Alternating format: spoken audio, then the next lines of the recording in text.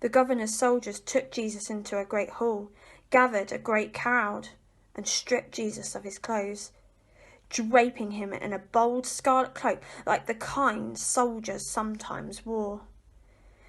They gathered together some thorny vines, wove them into a crown, and perched the crown upon his head. They stuck a reed in his right hand, and they knelt before him. This inside-out, upside-down king, they mocked him with catcalls. "Hail, King of the Jews!" They spat on him and whipped him on the head with his sceptre of reeds, and when they had their fill, they pulled off the bold scarlet cloak, dressed him in his own simple clothes, and led him off to be crucified. As they were walking, they found a man called Simon of Cyrene, and forced him to carry the cross. Eventually, they came to a place called Golgotha, which means place of the skulls.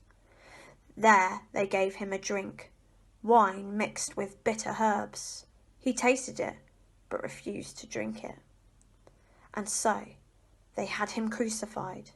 They divided the clothes of his back by drawing lots, and they sat on the ground and watched him hang. They placed a sign over his head. "This is Jesus, King of the Jews." And then they crucified 2 thieves next to him, one at his right hand and one at his left hand.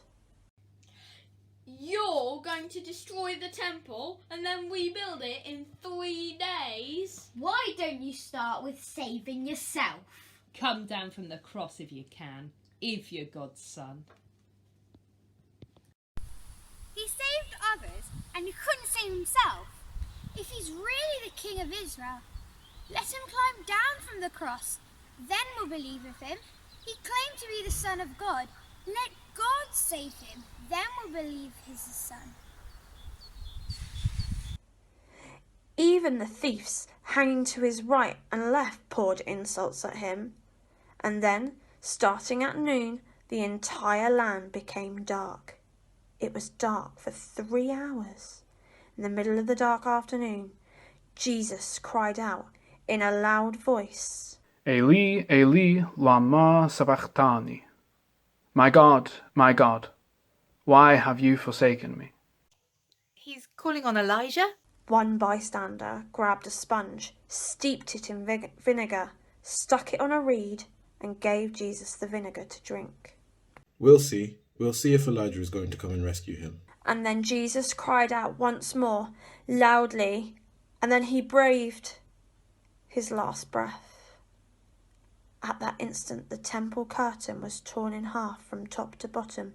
The earth shook. Rocks split in two. Tombs burst open, and bodies of many sleeping holy men and women were raised up. After Jesus' resurrection, they came out of their tombs, went into the holy city of Jerusalem, and showed themselves to people.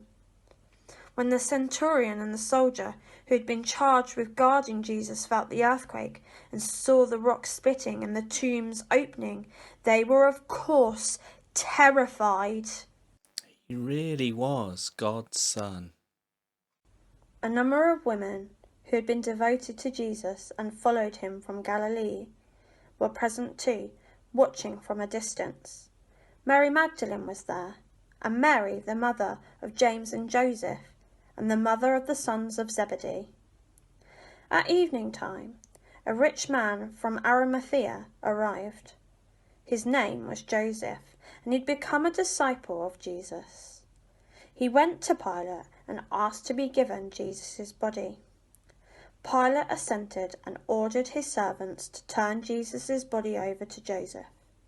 So Joseph took the body, wrapped Jesus in a clean sheath of white linen, and laid Jesus in his new tomb, which he had carved from a rock.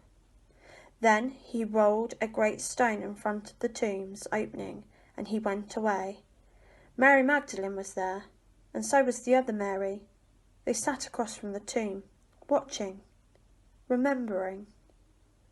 The next day, which is the day after the preparation day, The chief priests and the Pharisees went together to Pilate. They reminded him that Jesus was alive. He had claimed that he would be raised from the dead after 3 days. Can you tell someone to guard his tomb for 3 days? Otherwise, his disciples might sneak in and steal his body. That would be worse than leaving him alive.